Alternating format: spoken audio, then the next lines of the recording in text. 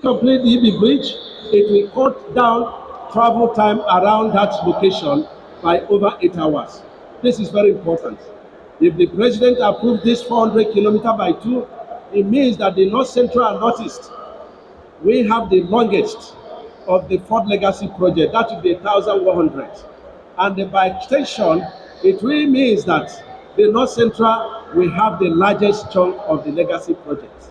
And so these four legacy projects are connected. When you start from Lagos to Calabar, the Calabar section will take 88 kilometers to connect to Ebonyi through the Ndibe beach. And so it goes all the way to Apo.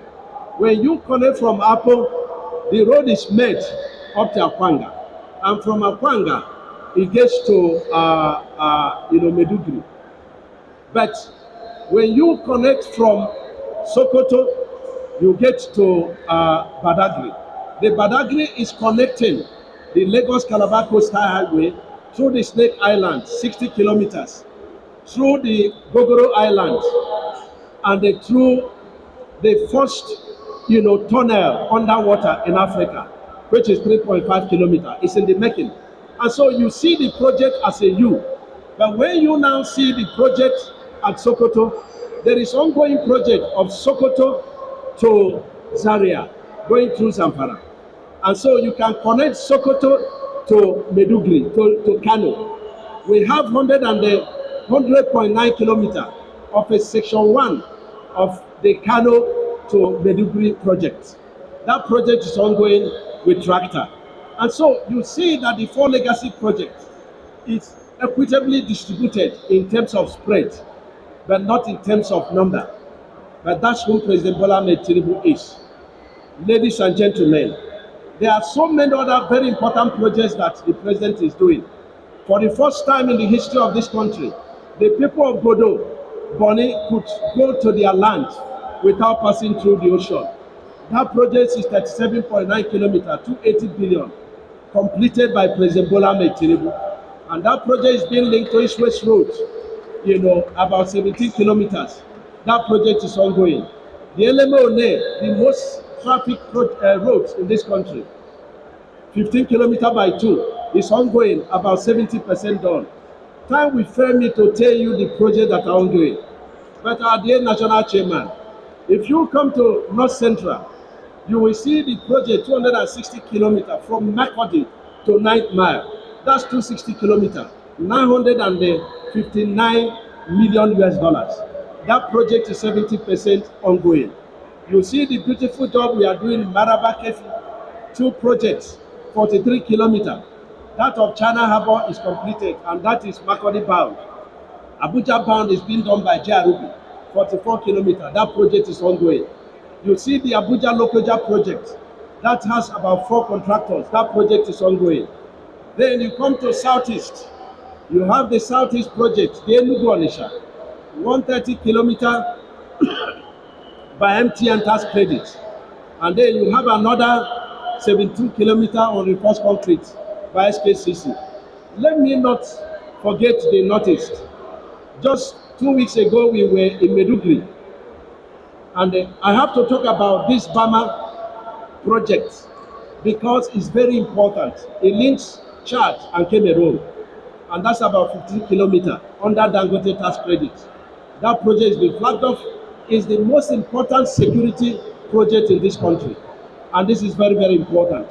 And we also have the Bama project, about 46 kilometers in the same Meduguri, the same security corridor. That project is ongoing. If I didn't mention your section or your state, we have compiled volume 1 of all the ongoing projects and the completed projects. And I will ask you to grab 1 copy. And you can see that even heaven days will witness by reason of the rain. Can you put our hands together for God Almighty and for our dear President? This tiered sanctioning regime.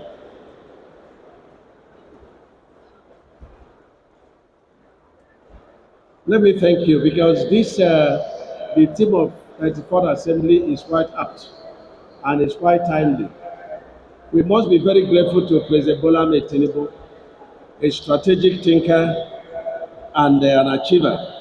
The first time in the history of Nigeria that an engineer is heading works ministry.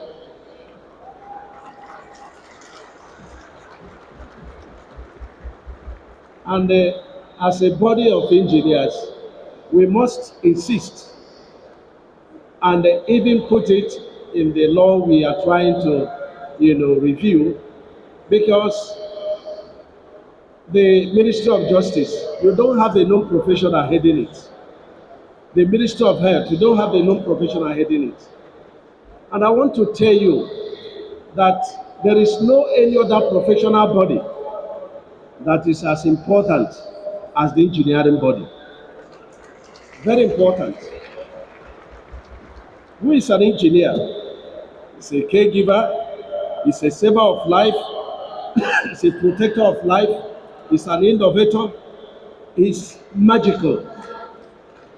It's magical. When a lawyer makes a law or defends a client and so on and so forth, there is an appeal.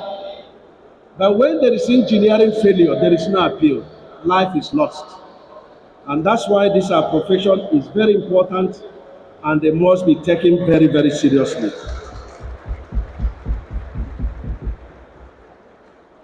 When I was a governor, I've been talking with the leadership of Korea on how we can create our own college, like the bar association.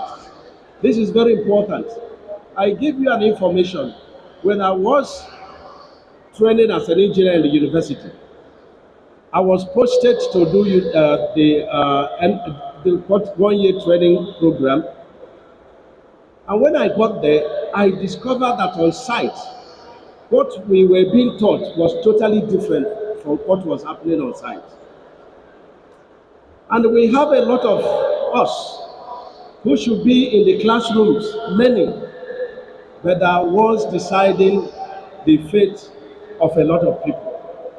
And that's why you have a lot of buildings that are failing, you have a lot of bridges that are collapsing, you have roads built in this country before the administration of President Bola Ahmed Tinubu. I cannot think of any road that ever lasted more than 5 years.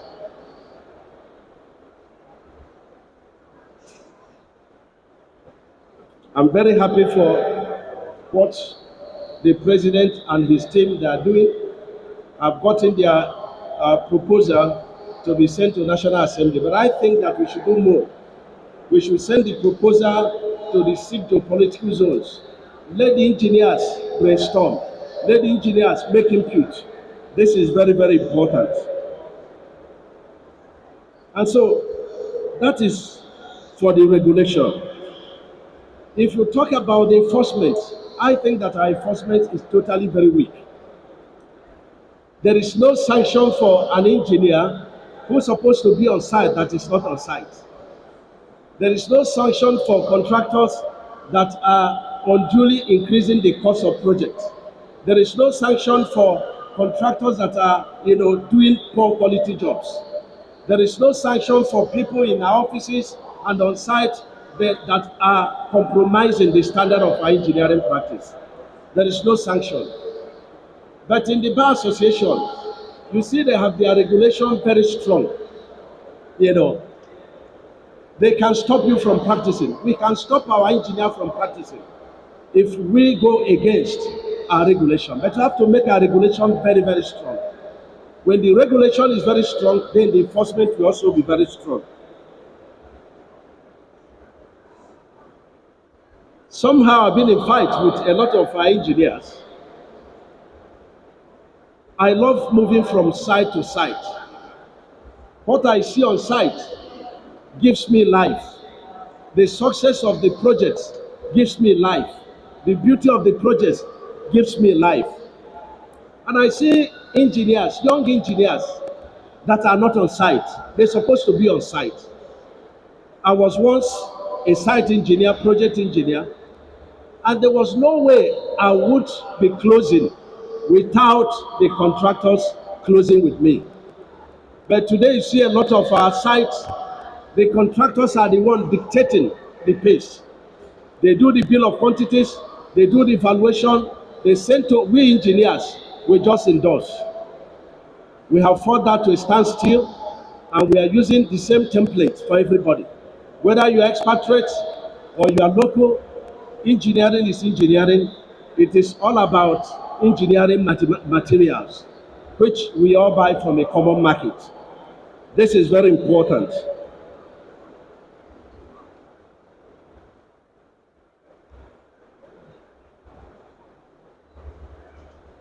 We must regulate our contractors.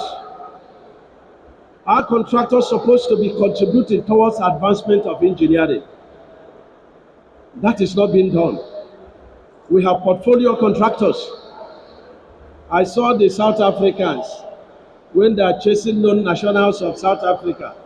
They ask you, how did you get the money to do this, to establish this business? You see, people that come from outside, they only came with their portfolio. They connive with stakeholders, they connive with engineers.